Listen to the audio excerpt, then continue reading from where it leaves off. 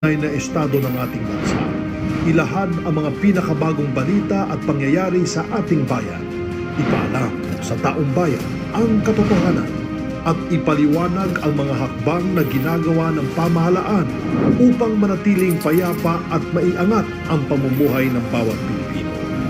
Mula sa Pangulo ng Republika ng Pilipinas, Mayor Rodrigo Duterte. Ito ang Talk to the People.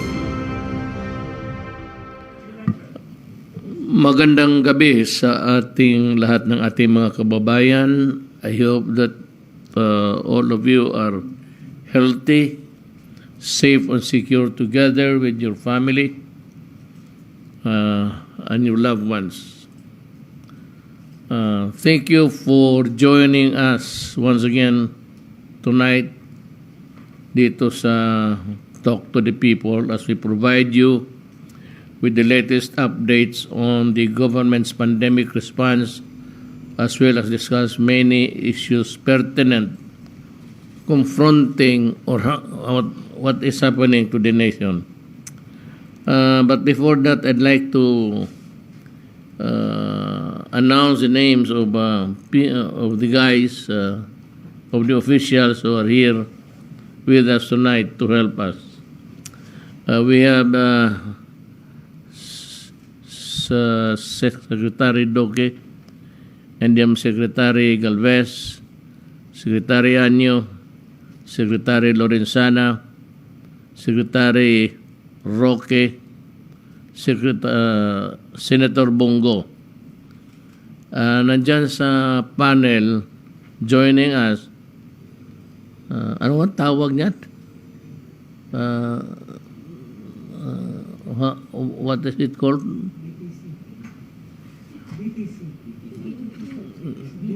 DBC? Whatever.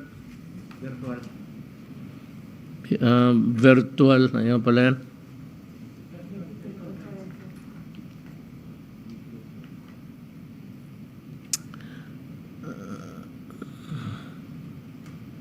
We have also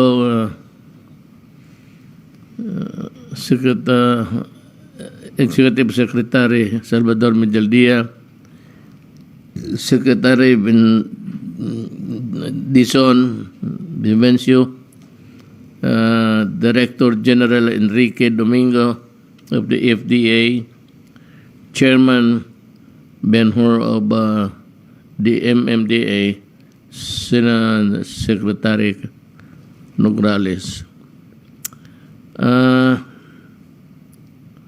Bago sa lahat, meron lang akong ipakita sa inyo na isa sa pinakamagandang nagawa ko para sa Pilipinas. At ito'y isang project noon sa Bicol. At tapos na yung airport nila. Masabi ko mas hindi nakakalahati ang Davao.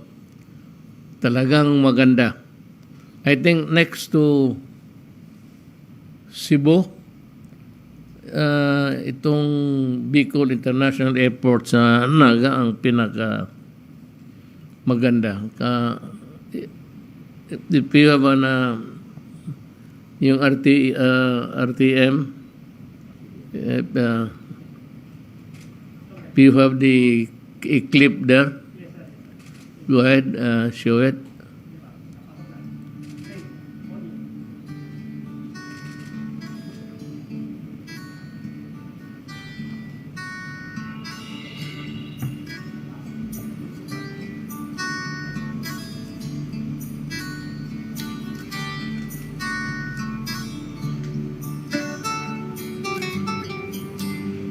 Contactless. Ilagay mo lang doon yung i-enter mo yung binigay na number sa iyo. I-text mo lang, lalabas yung departure departure card. and or cards, whether departure or not, mga anong kailangan mo sa airport, yan lang ang lalabas. Yan ang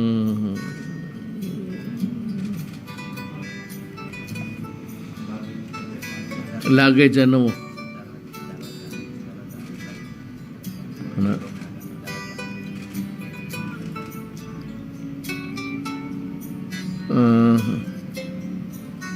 Kinorek ako, hindi pala sa Naga, sa Daraga.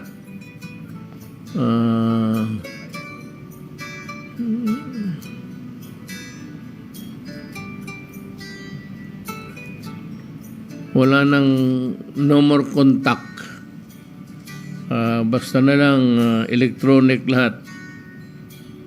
Lalabas yung departure card mo. Si Tugade. Mag-ano yan sila. Parehong-pareho si Mark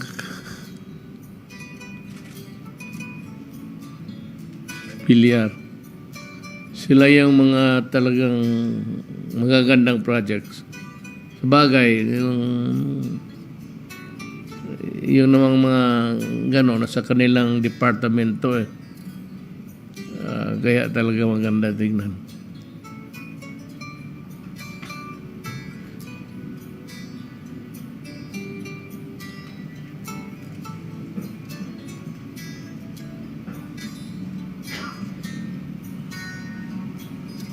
Sino ka na yan po? Governor Bit.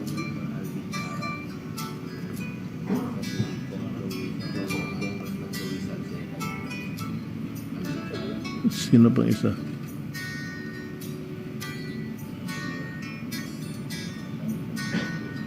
With us on the occasion was si Governor Bichara, Congressman Salceda, tsaka si iba.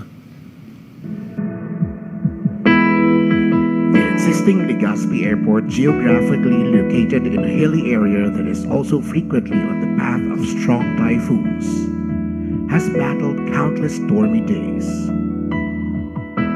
As Albay province and the region's economies grow, the need for a bigger and more robust airport terminal to better serve Bicolanos arose. In 2007, the site acquisition and detailed engineering design for BIA commenced. Since then, the construction of BIA's airside and landside facilities continued. But through the years, the construction encountered several delays and 3 groundbreakings. In 2016, when President Rodrigo Duterte took office, the project broke ground, signaling a renewed motivation to complete the airport.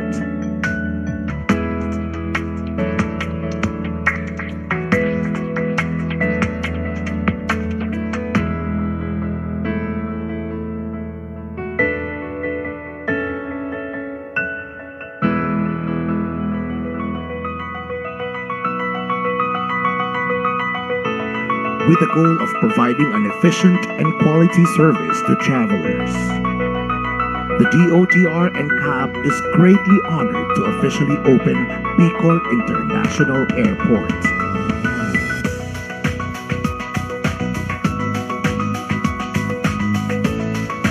The Bicol International Airport Development Project has an overall project cost of 4.7 billion pesos.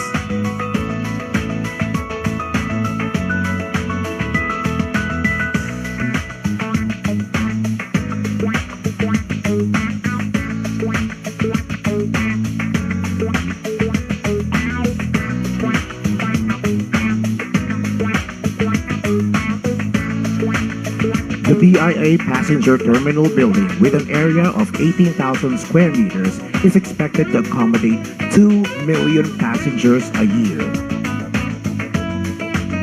The new airport's 175 meters by 150 meter apron is equipped to accommodate up to 3 aircrafts.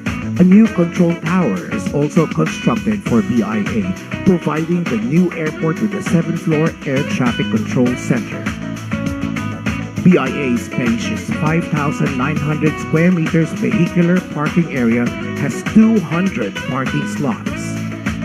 This new airport is now realized with the tireless efforts of the Duterte administration for the Filipinos and the traveling public.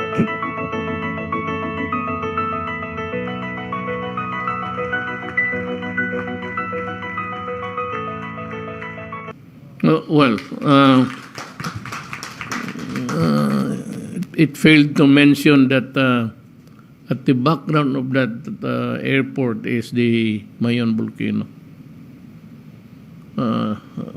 Makikita mo ang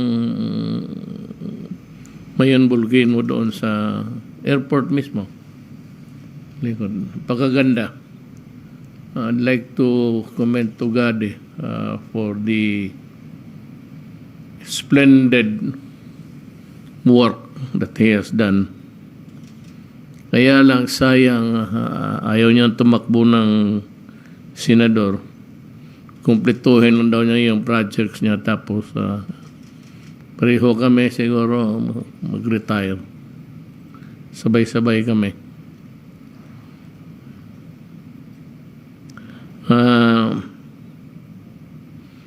Dito tayo sa update sa COVID.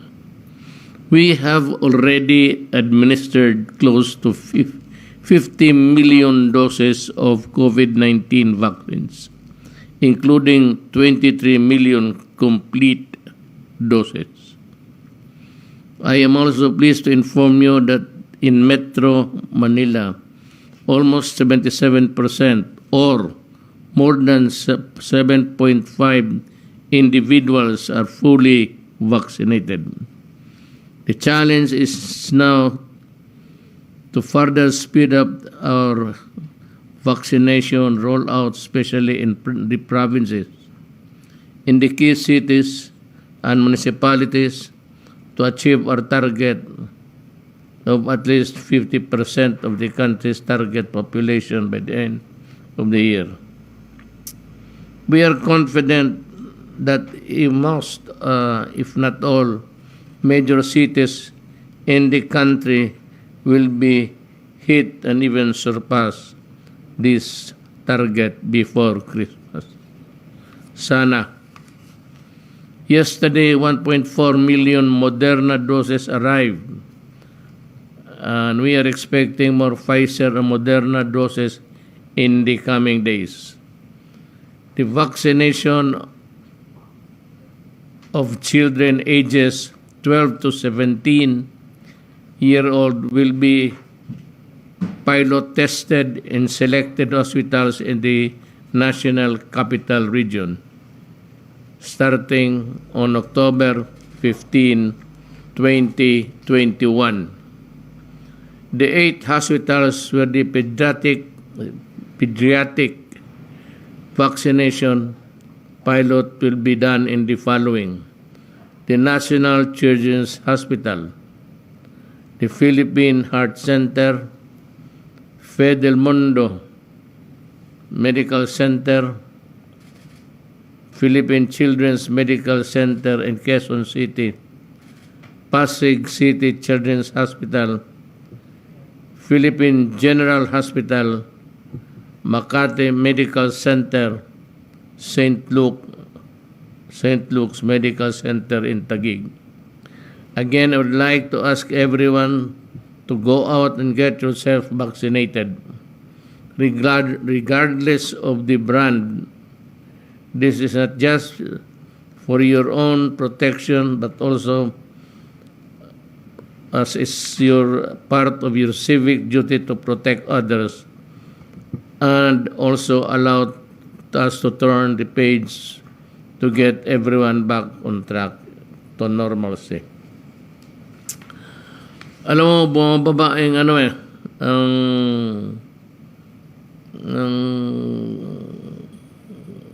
transformation ng ano yung hawaan, contamination, nagbaba sa awa ng Diyos.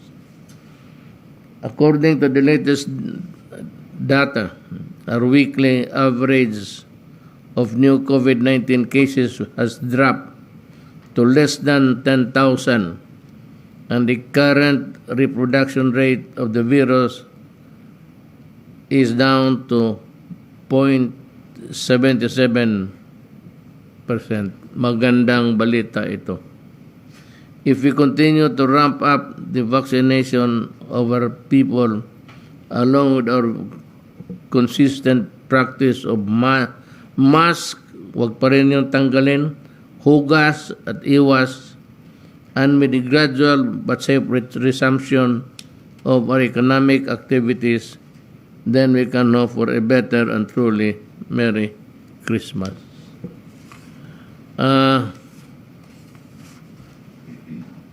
Bumababa yung hawaan, simplihin na lang natin. At kung nasusunod, magtanong kayo kung bakit, dahil sa bakuna. Dahil sa bakuna, bumaba talaga ang hawaan. So, kukunting hawaan, kasi kukunti naman yung tao na hindi nabakunahan.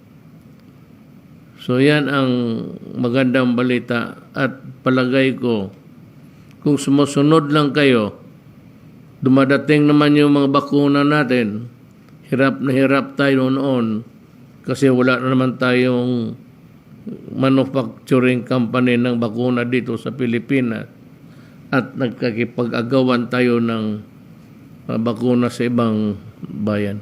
Yan ho ang nakabigay ng problema sa akin. At kung meron man na nagkasala dyan, aminin ko na lang. Kasi wala ma rin akong magawa. Gusto kong bumili, wala naman akong mabilihan. At kung makipag-contest ako doon sa mga mayaman sa bilihan ng bakuna, talagang huli ako. So yan dapat ninyong maintindihan. Ngayon, kung kasalanan man yan, walang iba dyan kung hindi ako na. Aaminin ko na yan. Ako yung nakaupo ngayon sa opisina ko. So dapat somebody has to,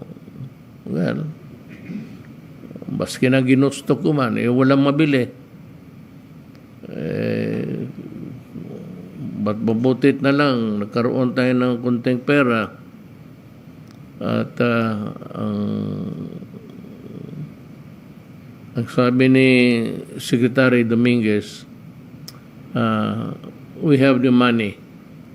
We have the money to pay for the vaccines for all Filipinos. Now I would like to ask the agencies to make their reports. Let's start with Secretary Duque.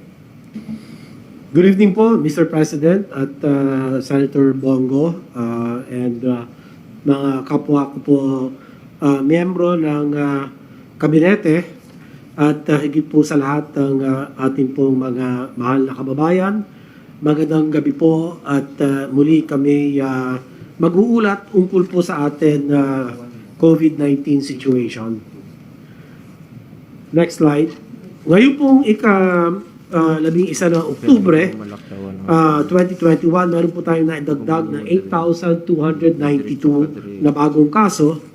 At sa bagong kaso na naidagdag ay 1,445 ay mula sa NCR, 986 naman po mula sa Region 2, 976 sa Region 4A. Ito po yung top 3 contributing regions to our ito pong atin kasalukuyang kaso na 8,292. At ang top 3 naman na mga lugar na may naiambag dito sa atin bagong naitala ang Isabela, 444, Quezon City, 339, Negros Occidental, 304. Para naman sa atin mga aktibong kaso, ayan po sa bandang kaliwa, nakalagay 98,894. Ang katumbas po nito, 3.7% ng ating mga kabuuan kaso. Ang ating recoveries naman ay umabot na sa 2,536,000 thereabouts, at ang ating recovery rate ay nasa 94.82%, habang ang bilang ng mga namatay o pumanaw, kami po ay nakikiramay, ay nasa 39,660, at ang ating pong CFR ay nananatiling mababa sa 1.48%. Next slide please. Ito naman po ay medyo maliit lang, pasensya na po, ay tinatawag natin world rankings by country. Ito po ang datos as of October 10, 2021. Galing po ito sa World Health Organization dashboard. At para sa atin pong ranking base sa pinakahuling talaan ng WHO, ang Pilipinas po pagdating sa case fatality rate, nasa ika-113 ranggo po tayo sa buong mundo at ika-5 sa ASEAN para sa case fatality rate.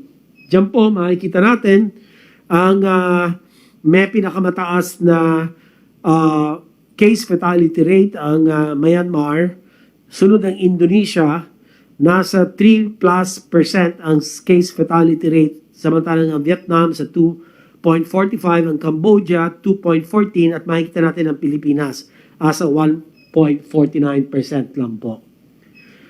At pagdating naman po sa COVID deaths per million population, nasa ika-122 or 122 rank tayo sa buong mundo, at ikatlo sa ASEAN para sa deaths per million.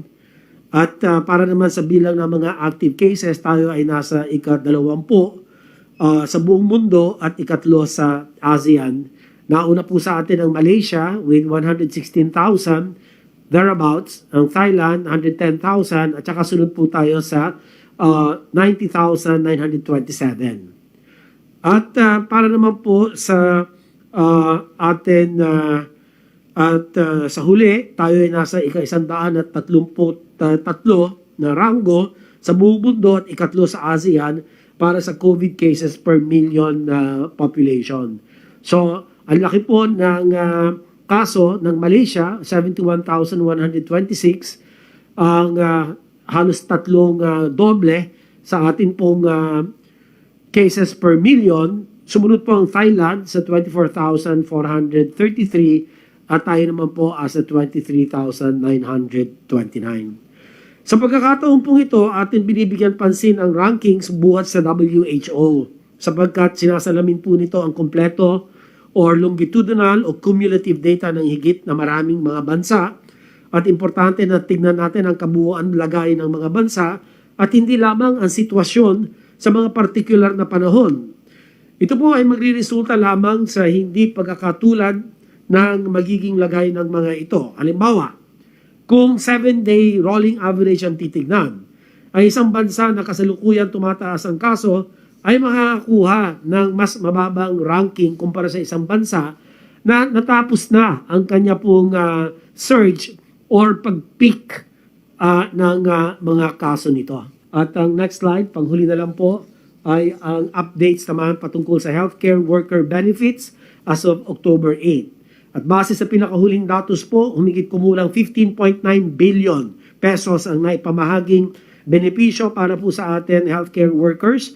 Kasama rito ang pinakabagong ulat ng pamamahagi ng COVID-19 sickness and death compensation as of October 6 and special risk allowance as of October 8. Mula sa nakalaang 1.3 billion pesos para sa batch 3 and 4 ng special risk allowance, 617.2 million na po ang naipamahagi sa humigit kumulang 48,000 healthcare workers. Para naman po sa COVID-19 sickness and death compensation, nadagdagan ng 375 na benepisyaryo mula noong huling ulat. Ginawa ko po noong Lunes at aabot na sa 25,495 ang kabuuang bilang ng mga benepisyaryo kung saan nasa 604.6 million na po ang naipamahagi ng inyo pong DOH. Makakaasa kayo na patuloy namin susuportahan ang ating mga healthcare workers sa direktiba po ng ating pong mahal na Pangulo at ito po ay para sa atin na mga manggagawang pangkalusugan at sa pamamagitan po ng pagkalap ng pondo upang tuloy-tuloy na maibigay ang benepisyong nararapat po sa kanila. So ang atin pagbubuod, Mr. President, ay dalawa. Una, nakikita natin na nagsisimula ng bumaba ang mga kaso sa karamihan ng mga rehiyon habang nakakita tayo ng paunti-unti rin naman pagbuti sa atin pong healthcare at ICU utilization rates. Pangalawa, upang mas mapagbuti pa ang COVID-19 situation, patuloy ang aming panawagan na palakasin ang atin prevent, detect, isolate, treat, and reintegrate. At ang ika-anim po na humahaligi sa atin tugon sa pandemyang COVID-19 ay ang pagbabakuna. At lalong-lalo na ang pagpapaiksi ng ating detection to isolation time. Pinasalamatan ko ang ating mga local government units sapagkat ay patuloy naman po nilang napapaiksi ang panahon sa gitna ng detection, yung naitutukoy na mga positive COVID cases at ang mga exposed sa kanila na nako-contact trace ng maayos at dahil dito ay mas mabilis pong na i-isolate or naka-quarantine ang mga exposed via contact tracing, aggressive contact tracing, and efficient isolation and quarantine and testing. Ano po? So, ito po ay kinakailangan para talagang mapigilan ang paghahawaan o maputol ang kadena ng hawaan ng COVID-19 at maiwasan ang pagkukumpul-kumpol ng mga kaso sa mga komunidad. So ito lamang po bilang pagbubuod, Mr. President. Ako po ay handa nang sumagot sa inyo po mga katanungan. Salamat po, sir. We go now to Secretary Anyo to make his report.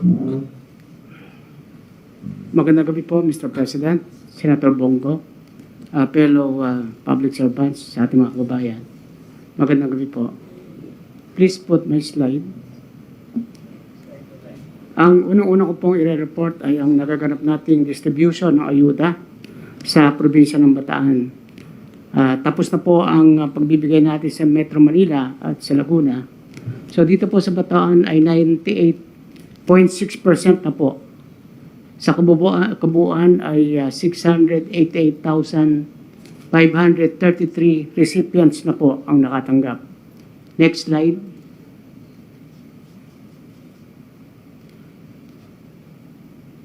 Pitong LGUs na po ang nakatapos sa 100% at inaasahan natin na matatapos ang distribution natin sa Bataan sa kasalukuyang linggong ito, Mr. President.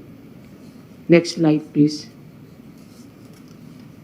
Dito naman po sa ating kampanya laban sa illegal drugs, mula po noong October 3 hanggang October 9, nakapagtala po tayo ng 710 anti-illegal drugs operations at nakapag-aresto tayo ng 1,025 violators at 14 po ang nag-surrender. Isa naman ang namatay sa ating operasyon. At buong value po ng sabu at marijuana ay umaabot sa 35,666,243 pesos. Next slide. Dito po ay i-report ko na hindi lamang supply ang ating ina-address, kundi pati rin po ang demand sa ating anti-illegal drug operations. Makita po natin, atin pong na-institutionalize ang laban sa droga sa pamamagitan ng kampanya ng ating mga LGUs sa pagbubuo ng anti-drug abuse councils mula po probinsya, cities, munisipalidad hanggang barangay ay mayroon pong functional anti-drug abuse councils. So dito po sa kaliwa, makikita natin ang percentage o grado ng mga cities. Sa kanan naman po ay ang grado ng ating mga probinsya sa functionality ng ating anti-drug abuse councils. Sa 81 probinsya, ang ating pong highly functional ay 22 at 53 naman ang moderately functional at 6 lamang ang low functional. On the average, meron po tayong 70.07 functionality grade sa ating mga LGUs. Sa atin naman pong rehabilitation, nais ko rin pong i-report na kahit mula po noong 2016 ay atin na pong sinisikap sa buong bansa na alalayan ang ating mga kababayang naligaw ng landas at ngayon ay naglalayong magbagong buhay. Maganda po ang naging bunga ng programang ito, Mr. President, dahil sa ating community-based drug rehabilitation program at ating existing drug abuse treatment and rehabilitation centers. Makikita po natin noong 2017 ay 149,000 lang po ang nag-aabil ng community-based drug rehabilitation program. By 2021 of second quarter, nakita po natin 783,005 ang nag-avail ng community-based drug rehabilitation program. At masasabi natin po ang mga kababayan natin ito ay lubusan na pong gumaling. Sa noong pong 2016, ang ating DAT-RC or Drug Abuse Treatment Rehabilitation Center ay 13 lamang. Ngayon po ay 22 na. At ito po ay under supervision ng ating DOH. Noong 2016, ang nalagak dito sa ating mga DAT-RC ay 10,633. Ngayon po ay 63,758 ang nag-enroll at sinasabi natin po na nakapagbagong buhay na rin. Kaya pinapatunayan lang po natin na hindi lamang tayo masigasig sa operations against illegal drugs, kundi pati rin po sa pag-rehabilitate ng ating mga kababayan. Next slide. Ito naman po ang ating recorded violations for the week.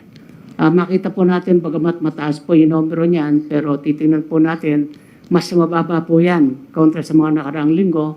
Patunay lamang po na mas marami pong sumusunod ng ating mga kababayan sa ating minimum public health standards sa pagsusuot ng mask, pag-iwas sa mga mass gathering at physical distancing. Next slide, please. Next slide.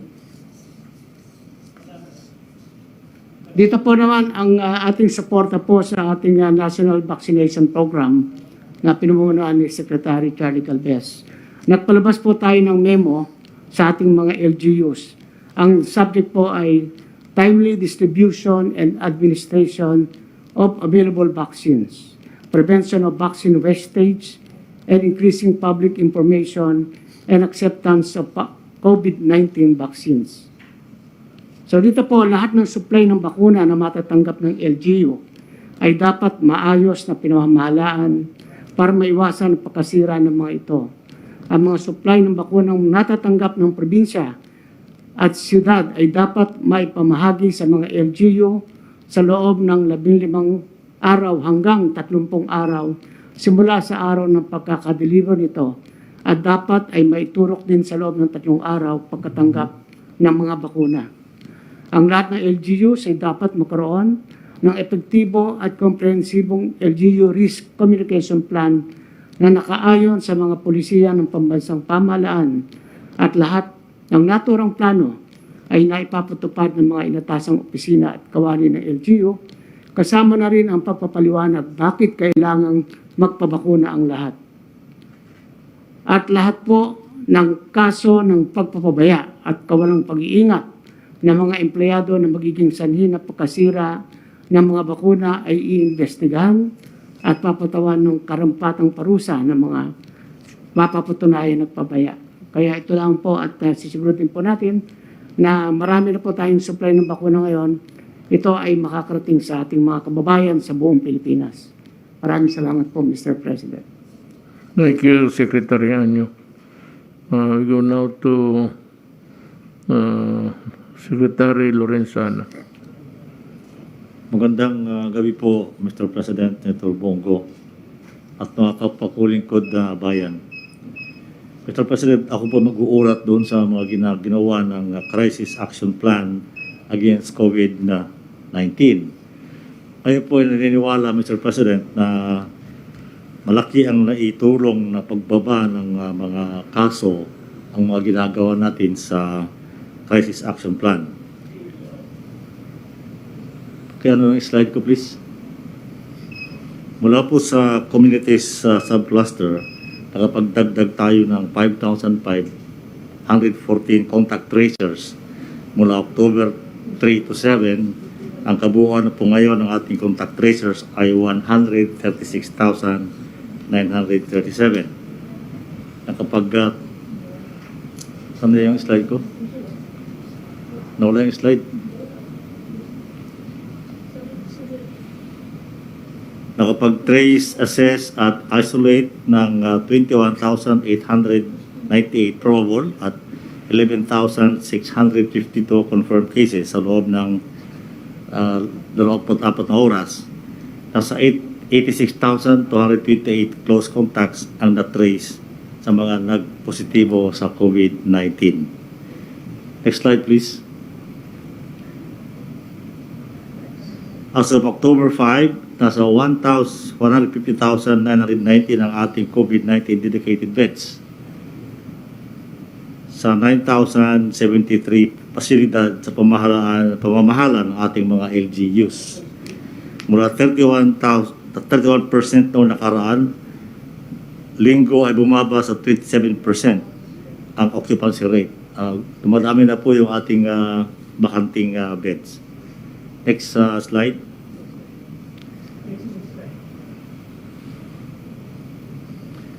Sa ating mas mahigpit na papatupad ng minimum public health standards, umabot sa 3 milyong kabuuan bilang ng mga lumabag, 337,020 ang nahuli noong nakaraang linggo. 15,272 ang mga naharang sa checkpoints, habang 1,341 naman ang nahuling unauthorized persons outside their residence.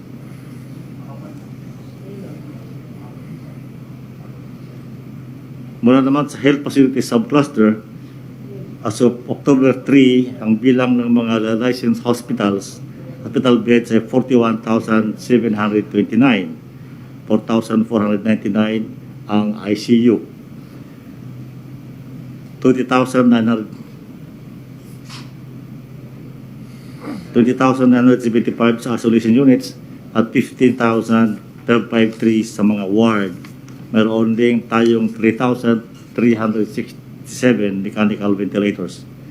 Patuloy ang pagbaba ng ating healthcare utilization rate mula 68% noong September 20 to 26 sa 64% noong September 27, October 1. Ngayong linggo naman ay naging 60% na lang.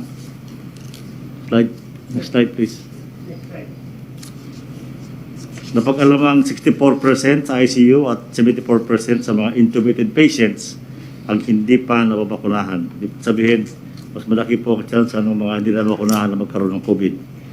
9,795 o 96% ng 10,226 approved emergency positions para sa ating mga human resources for health ang na-build up na. Para tugunan ng pangangailangan sa medical oxygen, magtatalaga tayo ng one oxygen command center sa iba't ibang rehiyon tulad ng ginawa sa rehiyon 9. Maglalabas tayo ng pulisiya para magkaroon ng green lane sa mga pantalan para sa mabilis na paggalaw ng oxygen supply at tiyakin na hindi mawawalan ng supply ng kuryente sa mga plantang gumagawa ng medical oxygen. Next slide. Mula naman sa border subcluster as of October 9, 16,399 returning overseas Filipino workers ang na-quarantine ngayong linggo. Patuloy ang pagbaba ng positivity rate ng mga returning overseas Filipinos mula 1.8 sa 1.7%. 75%. Next slide, please. Pakibalik.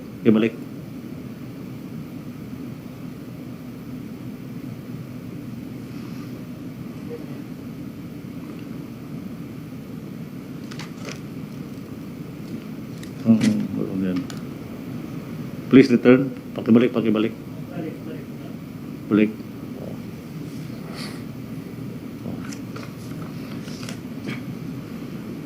Nadagdagan ng mga quarantine at isolation facilities para sa mga balikbayan.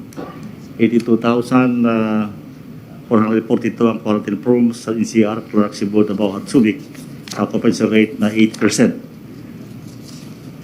91,038 sa mga dumating sa ating paliparan ang fully vaccinated na. 768 seafarers ang na-assist ngayong linggo sa kabuuang bilang na 14,550 katao. 6,163 ang repatriated returning overseas Filipinos mula sa 25 repatriation flights at 10,272 naman sa 39 bayanihan flights. Sa Bali probinsya at uwian na program, 11,101 ang naihatid pa uwi ng probinsya sa mga NAIA flights at 2,792 naman ang naihatid sa mga bus sa PITX. Next slide, please.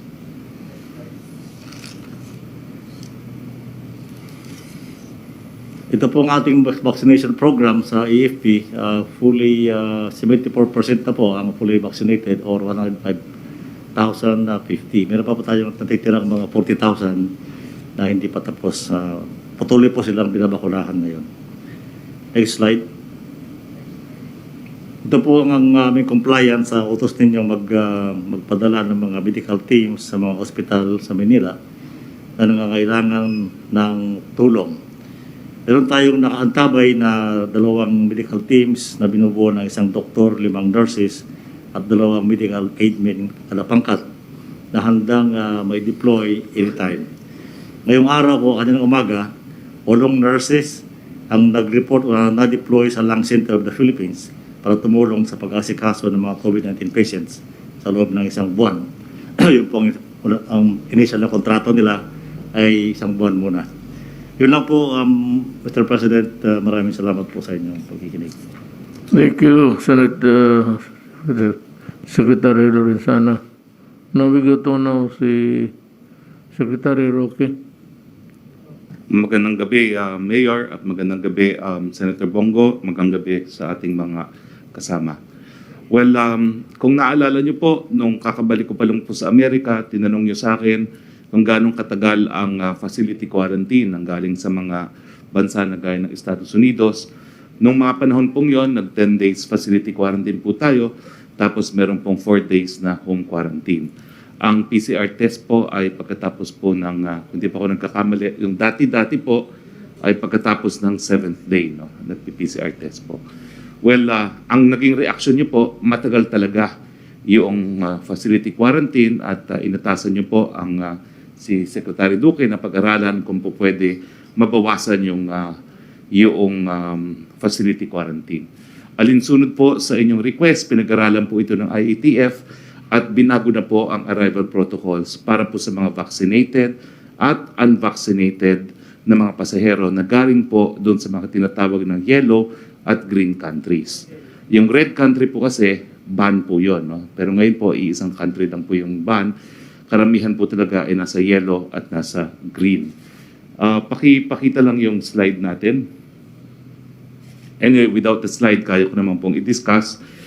Ang pagbabagong protocol po ay 5 araw po ngayon. Ang mga vaccinated na mga Pilipino at ang mga dayuhan na magpapakita po ng proof of vaccination.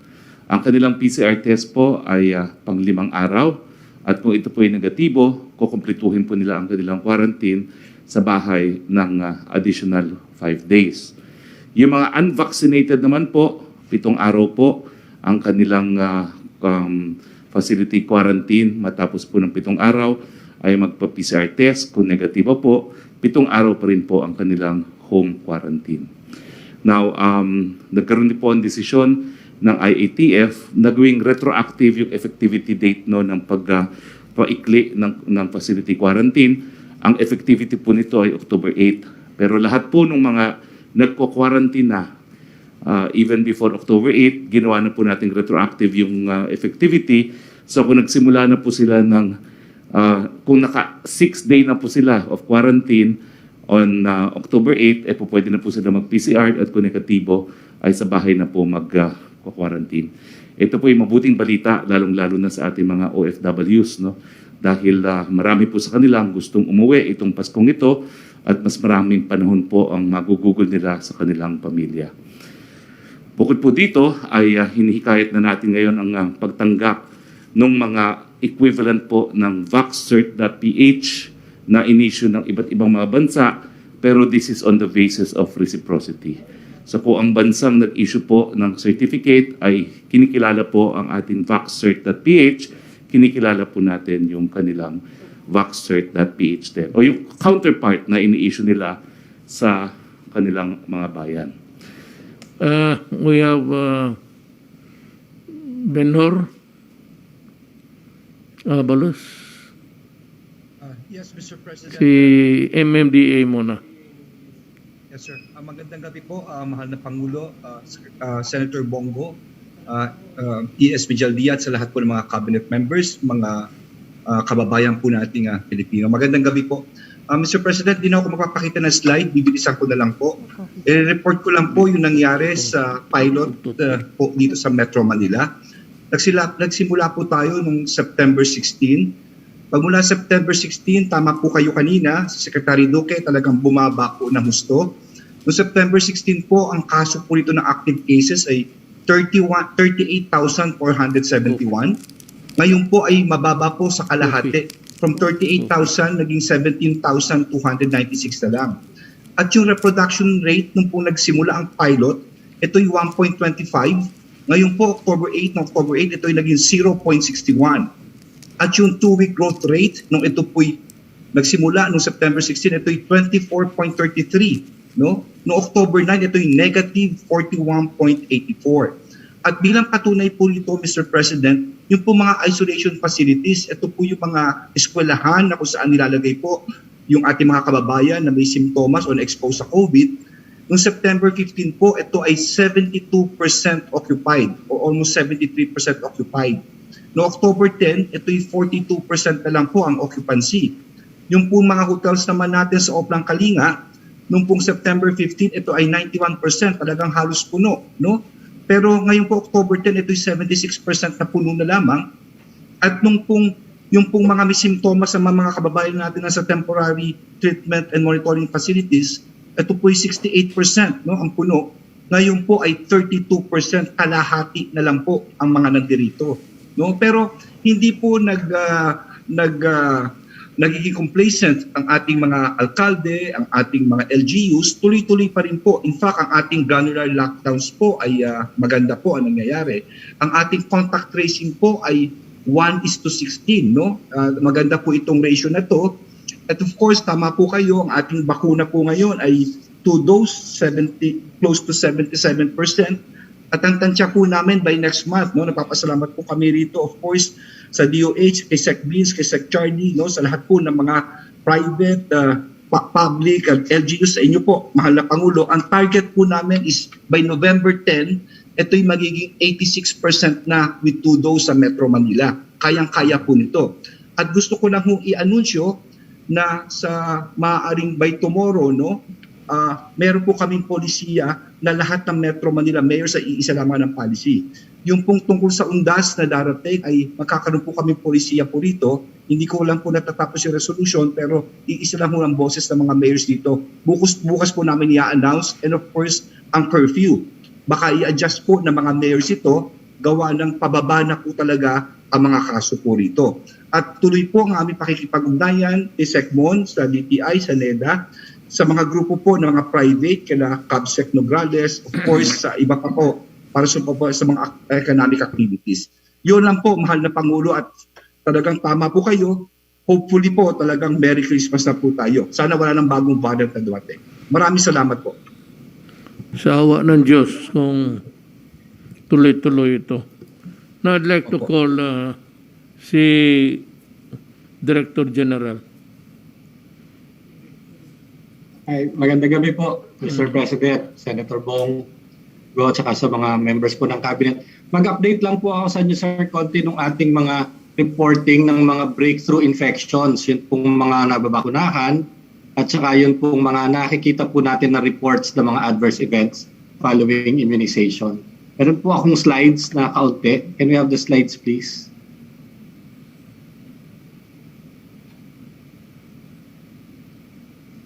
Yeah, next slide, please.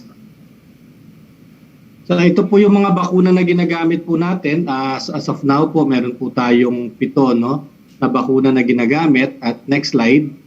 Ito pong report natin ay ending po ng September. End po ng September 2021. And as of that time, meron na po tayong na-deliver na halos 70 million doses dito sa Pilipinas. Next slide, please. Doon po sa 70 million po na doses na natanggap po natin, ang naisaksak po natin ay 43.9 million as of September 26. At that time po, meron na pong mahigit 20 million na fully vaccinated individuals at almost 6.9 million, almost 7 million na partially vaccinated, meaning pong isang bakuna pa lang po ang natanggap nila of the 2-shot regimen. Next slide, please. Ayun po yung 20 million na yon, chinecheck po kasi natin kung sino ang nagre-report sa kanila ng may nararamdaman, yung mga pananakit ng katawan, sinat, yung iba po nagkakaroon ng severe allergy, and less than 0.15% lamang po ang nakaramdam ng adverse event. That was about 65,000 out of the 27 million po na nabakunahan. Nagkaroon po tayo ng mga serious adverse events, yun po medyo kailangan ma-ospital ng isang araw sa ospital dahil tumaas ang blood pressure o kaya po severe allergy in 0.006%. Mababa po ito compared po sa mga usual po na mga bakuna na nakikita po natin. So in total po about 2,597 po ang nagkaroon ng serious adverse events. Next slide, please. Ang Pilipinas po, very active tayo sa reporting ng adverse events. In fact, highest po tayo sa reporting rate sa Asia. Masipag po ang ating mga vaccinator mag-report. Ngayon ito po, sir, yung binabantayan natin yung mga nagkaka-COVID. Kahit po sila nabakunahan. Ito po yung mga bakuna natin, Sinovac, AstraZeneca, Sputnik, Pfizer, Moderna, tsaka Janssen, and Sinopharm po medyo kaunti lamang. Kung titingnan po natin, talaga pong mahigit po kalahati ng nabakunahan natin ay Sinovac po ang natanggap na bakuna, and the rest, mga 48% would be the other vaccines. Pero makikita po talaga natin na meron pong breakthrough infections usually po after the kapag po nagkaroon ng after the first dose, bago po makuha yung second dose, diyan po pinakamarami.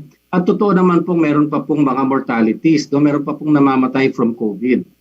Pero kapag po dadagdagan at natatanggap po nila yung second dose as we go to the right, nakita po natin bumababa po ang number ng nagkaka-COVID at lalo pong bumababa yung number po ng namamatay from COVID. Ito po yung nakaparenthesis.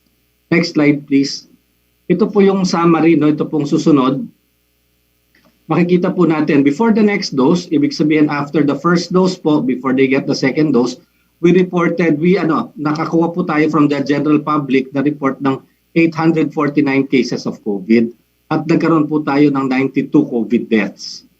Pero yun pong after the second dose at before makomplete po yung 14 days, kumonti na po, 126 na lamang ang nagka-COVID at bumaba na rin po yung deaths, 16 na lamang po. Ngayon po yung mga completely vaccinated na more than 14 days hanggang 5 to 6 months po, after the vaccination, meron po tayong 516 na breakthrough infections at 14 na COVID deaths. Konting-konti po yung deaths. All of the deaths were in senior citizen.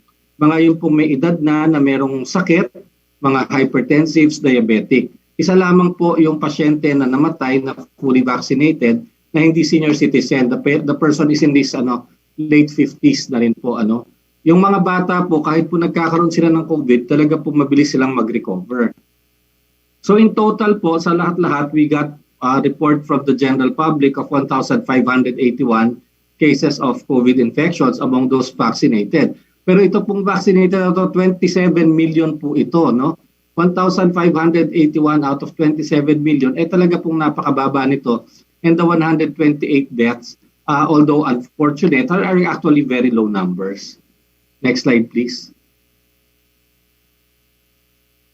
Next slide. Ayan po, ano? So yung breakthrough infection po, tinatawag natin siyang breakthrough kapag ang tao ay na-complete niya yung kanyang doses ng vaccine. Kung Janssen po yon, 1 vaccine lang. Yung iba namang brand, 2 vaccines. 14 days after the last vaccine. Pag nagkaroon pa po siya ng COVID, yun po tinatawag na breakthrough.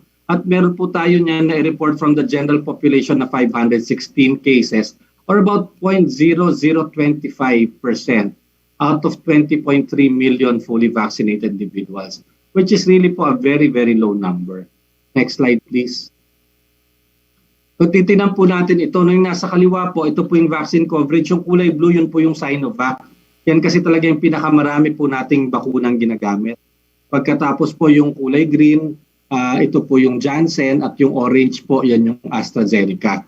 Pero kung titingnan po natin ang breakthrough infection by age group, pinakabata po yung sa kaliwa, yung 18 to 29 at saka 20 to 39, talagang ganun din naman po. Dahil 50% ang Sinovac, 50% din po yung breakthrough infection. No? Proportional naman po sa lahat ng bakuna.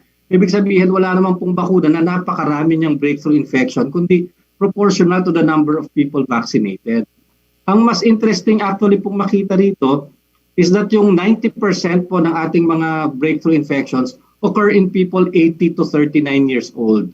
Ito kasi yung mga lumalabas, no? Ito yung mga lumalabas ng bahay, nagtatrabaho, tapos ito po yung nakakawa, at ang kahit po sila ay 90%, pero actually po walang namamatay sa mga yan, ano? Ang pong 5%, itong 60 to 75 and above, actually comprise less than 5% of breakthrough infections. However, almost all of the deaths are in this age group. Ito pong more than 60. So ang aral po dito, talagang yung mga bata, dahil lumalabas sila po yung pwede talagang magkaroon, no, ng infection. Kailangan mag-ingat sila kasi sila magsusurvive sila dahil vaccinated sila. But when they bring it home, yung pong matanda, pag nahawa, yun po ang mas malaki ang chance, no, na magkaroon na mamatay from the COVID even if they are vaccinated. So kailangan po talaga, kahit fully vaccinated tayo, mag-iingat tayo, hindi lang para sarili natin, but to protect also the vulnerable population. Next slide, please. Ito naman po yung breakthrough infection as time goes by, no? Yung kulay blue, yun na naman po yung Sinovac dahil more than 52%. And like I said, proportional naman po dahil pinakamarami tayong pinakunahan ng Sinovac, kaya rin din tayo pinakamarami nakikita na breakthrough infections. However, kung titingnan naman po natin buwan-buwan, no, from 30 days, 1 month, 2 months, 3 months, 4 months, 5 months, hindi naman po dumadami yung incidence ng breakthrough infections. We get about 60, siguro mga 50 to 60 every month out of 10 million people who were vaccinated, for example, with Sinovac. Sa AstraZeneca naman po, makita natin, buwan-buwan, makakakita tayo ng mga 10 to 20 people getting breakthrough infections. Pero napakaliit naman po ng proportion nung AstraZeneca na nabakunahan natin, ano? Mga ano lamang po 'yon, 20% lamang 'yon, no? Which is about 4 million. So proportional naman. And we see that as we go through time, ito pong nasa dulo, 5 buwan na po yan, 150 days.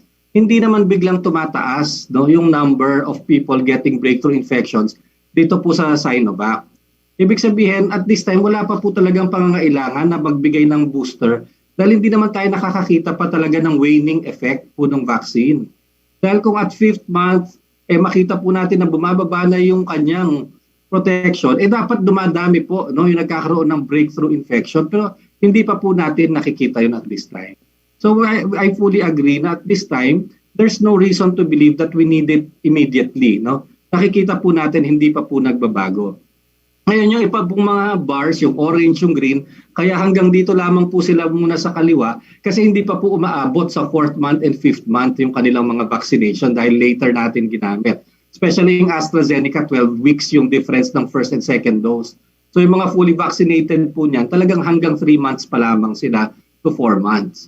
Yung Sinovac po, yung maabot na ng 5 buwan at malapit na po maging 6 na buwan, Pero so far, nakikita naman po natin na meron pa rin po talagang protection at hindi po natin nakikita na dumadami ang nagkakaroon ng COVID-19 sa mga vaccinated natin na 20 million nang sobra-sobra ang pagdami po.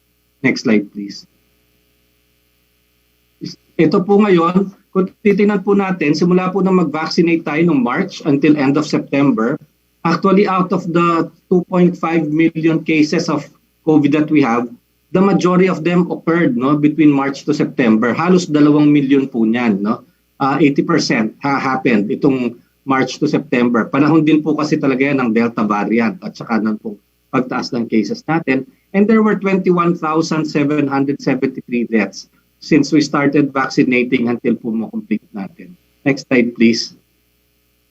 And just to show the proportion, yun pong 20 million po na yun na nagkaroon ng COVID, pag divide po natin sa population man, it means that for every 10 million Filipinos, there were 177,993, 178,000 new cases of COVID for every 10 million Filipinos.